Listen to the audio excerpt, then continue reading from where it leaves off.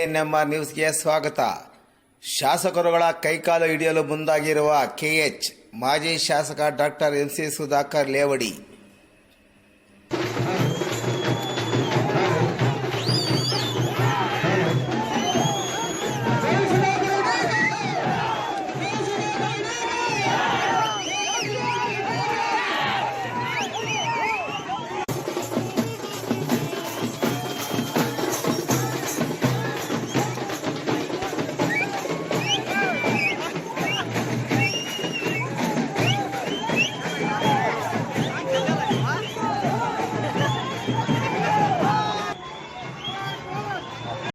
ಕಳೆದ 7 ಚುನಾವಣೆಯಲ್ಲಿ ಗೆದ್ದು ಬಂದವರು 8ನೇ ಬಾರಿಗೆ ಗೆಲ್ಲಲು ಶಿಡ್ಲಘಟ್ಟ ಬಂಗಾರಪೇಟೆ ಶಾಸಕರುಗಳ ಕೈಕಾಲು ಹಿಡಿಯಲು ಏಕೆ ಹೋದಿರಿ ಸ್ವಾಮಿ ಎಂದು ಮಾಜಿ ಶಾಸಕ ಡಾಕ್ಟರ್ MC ಸುಧಾಕರ್ ಅವರು ಸಂಸದ KH ಮುನಿಯಪ್ಪರನ್ನು ಪ್ರಶ್ನಿಸಿದರು.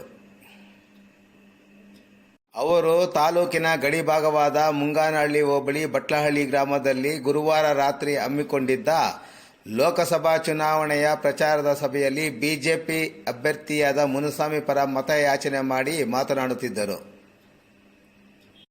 ತೆಲುಗು ಭಾಷೆಯಲ್ಲಿ ಮಾತನಾಡಿದ ಮಾಜಿ ಶಾಸಕರು KH ಮುನಿಯಪ್ಪ ಪತ್ರಿಕೆಯವರ ಮುಂದೆ ಹೇಳ್ತಾರೆ, ನಾನು 7 ಚುನಾವಣೆಗಳಲ್ಲಿ ಗೆದ್ದಿದ್ದೇನೆ, 8ನೇ ಚುನಾವಣೆಯಲ್ಲಿ ಗೆಲ್ಲುವುದು ಹೇಗೆ ಎಂಬುದು ನನಗೆ ಗೊತ್ತು. ಆದರೆ ಇದೀಗ ಶಿಡ್ಲಘಟ್ಟ ಶಾಸಕ V ಮುನಿಯಪ್ಪ ಮತ್ತು ಬಂಗಾರಪೇಟೆ ಶಾಸಕ ನಾರಾಯಣಸ್ವಾಮಿರವರ ಕೈಕಾಲು ಹಿಡಿಯುತ್ತಿರುವುದು ಏಕೆ? ಇನ್ನು ಮುಂದೆ ಇನ್ನೆಷ್ಟು ಮಂದಿ ಕೈಕಾಲು ಹಿಡಿಯುತ್ತಾರೆ ಎಂದು ಮಾಜಿ ಶಾಸಕರು ಲೇವಡಿ ಮಾಡಿದರು.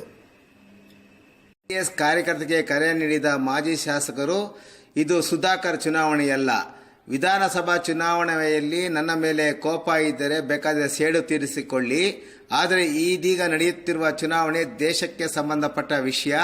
ಸಮರ್ಥ ನಾಯಕ ನರೇಂದ್ರ ಮೋದಿಯವರನ್ನು ಆಯ್ಕೆ ಮಾಡುವ ಚುನಾವಣೆಯಾಗಿದೆ ಎಂದರು. ಕಳೆದ ಜಿಲ್ಲಾ ಪಂಚಾಯಿತಿ ಚುನಾವಣೆಯಲ್ಲಿ ನಿಮ್ಮ ಜೊತೆ ಮಾತುಕತೆ ನಡೆಸಿದ ನಂತರ ಫಲಪ್ರದ ಆಗದ ಹಿನ್ನೆಲೆಯಲ್ಲಿ ನನಗೆ ಗಾಳ ಹಾಕಿ ಕಾಂಗ್ರೆಸ್ ಪಕ್ಷದಲ್ಲಿ ಸೇರಿಸಿಕೊಳ್ಳುವ ಮೂಲಕ ನಾಟಕವಾಡಿದರು.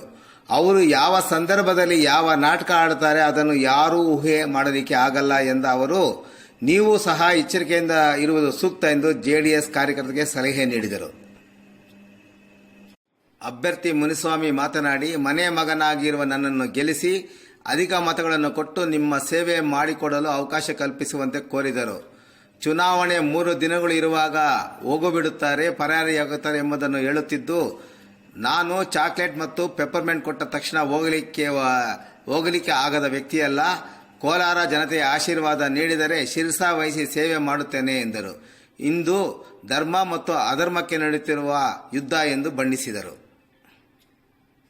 ಪ್ರತಿ ಚುನಾವಣೆಯಲ್ಲಿ ಒಂದೊಂದು ವೇಷ ಹಾಕಿಕೊಂಡು ಗೆದ್ದುಕೊಂಡು ಬಂದಿರುವ KH ಮುನಿಯಪ್ಪ 7 ಬಾರಿ ಗೆದ್ದರೂ ಏನು ಅಭಿವೃದ್ಧಿ ಮಾಡದೆ ತಮ್ಮ ಸಂಬಂಧಿಕರ ಅಭಿವೃದ್ಧಿ ಮಾಡಿಕೊಂಡಿದ್ದಾರೆ.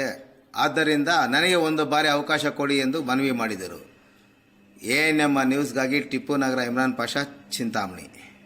వెనక 1999 ఇస్వీలో మా తండ్రి గారికి టికెట్ తప్పించిన సందర్భంలో స్వతంత్రంగా మా తండ్రి గారు పోటీ చేసి ఈ క్షేత్రంలో జనాలు అతి ఎక్కువ అఖండమైన బహుమతితో గెలిపించిండ్రు.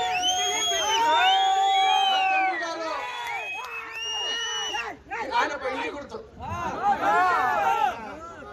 మా తండ్రి గారు ఇంకెక్కడ కాంగ్రెస్ లో చేరిపోతారో, SM కృష్ణ సర్కారానికి మద్దతు ఇస్తారని చెప్పి KM కృష్ణారెడ్డి గారు జనతాదళ యునైటెడ్ లో ఉండేట్లా KM కృష్ణారెడ్డి గారిని కాంగ్రెస్ లో తీసుకునేరు.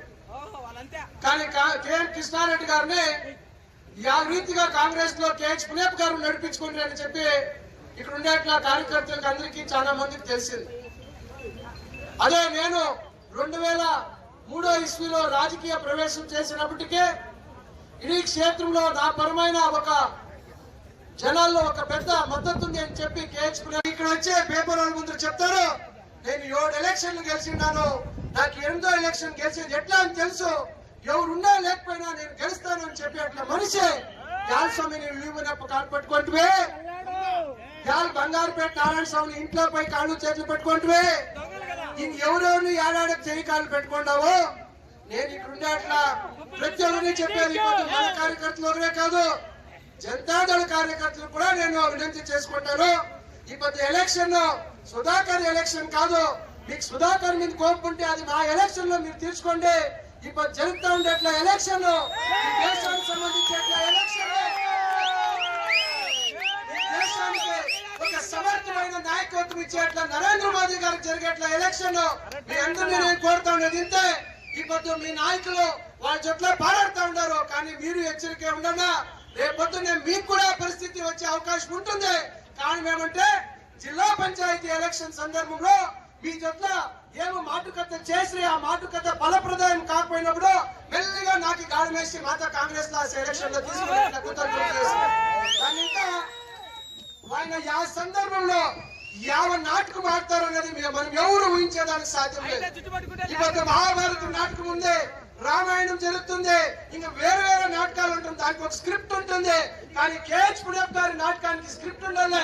తక్షణమో ఏమో ఒక తంత్రాన్ని అల్లే ఆయన పని చేసుకునేట్లా ఒక ప్రవృత్తి ఉండేట్లా నాయకుడు కేహెచ్ పుణ్యప్ గారు. దయపెట్టి మీరందరూ అర్థం చేసుకోవాలా. ఇప్పుడు నా మీద ఉండే కోపాన్ని నరేంద్ర మోదీ గారు ప్రధానమంత్రి అయ్యేదానికి మీరు దయపెట్టి చూపించకూడదు. మీ అందరినీ చేతులు జోడించి నమస్కరించి కోరుతా ఉన్నాను. మీరేమున్నా ఇప్పుడు రాష్ట్ర హిత దృష్టిని గమనంలో పెట్టుకొని ఓటేయాలని చెప్పి నేను అందరినీ కోరుతా ఉన్నాను.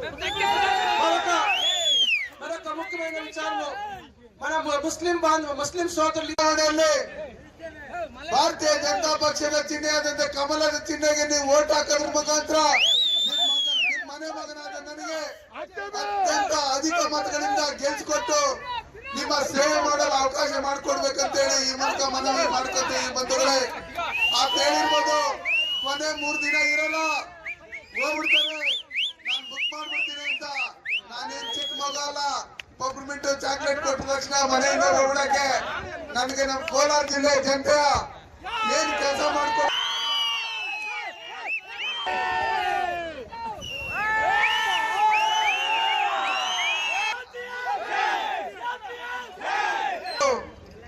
ನಾನು ಚಿರ್ಸಾ ವಹಿಸಿ ನಿಮ್ ಸೇವೆ ಮಾಡ್ತೀನಿ. ಯಾವುದೇ ಕಾರಣಕ್ಕೂ ಚುನಾವಣೆ ಕಣದಿಂದ ಹಿಂದೆ ಹೋಗಲ್ಲ. ಇದು ಧರ್ಮಕ್ಕೂ ಮತ್ತೆ ಅಧರ್ಮಕ್ಕೂ ಮಧ್ಯೆ ನಡೀತಾ ಇರ್ತಕ್ಕಂಥ ಯುದ್ಧ. ಇದರಲ್ಲಿ ಧರ್ಮ ಗೆಲ್ಲಬೇಕು. ಯಾರು ಅಧರ್ಮದಿಂದ ನಮ್ಮ ಕೋಲಾರ ಜಿಲ್ಲೆಗೆ ಮೋಸ ಮಾಡಿದ್ರೆ ಅವ್ರ ಮನೆಗೆ ಹೋಗ್ಲೇಬೇಕು. ನಾವು ಕೋಲಾರ ಲೋಕಸಭಾ ಕ್ಷೇತ್ರದ ಜನತೆ ನೆಮ್ಮದಿಯಾಗಿ ಜೀವನ ಮಾಡಬೇಕು. ಅದಕ್ಕೋಸ್ಕರ ಬಂಧುಗಳೇ, ನೀವು 18ನೇ ತಾರೀಕು ಚುನಾವಣೆಯಲ್ಲಿ ಕಮಲ ಗುರುತಿಗೆ ಓಟ್ ಕೊಟ್ಟು ಅತ್ಯಂತ ಅಧಿಕ ಮತಗಳಿಂದ ನೀವು ಗೆಲ್ಸ್ಕೊಡ್ತೀರಿ ಅಂತ ಹೇಳಿ ನಿಮ್ ಮೇಲೆ ಇಷ್ಟೊಂದು ಅಭಿಮಾನ ಇಟ್ಕೊಂಡು ಇಷ್ಟೆಲ್ಲ ನೀವು ಸಹಸ್ರಾರು ಸಂಖ್ಯೆಯಲ್ಲಿ ಬಂದಿದ್ದೀರಿ. ನಿಮ್ಮೆಲ್ಲರಿಗೂ ನನ್ನ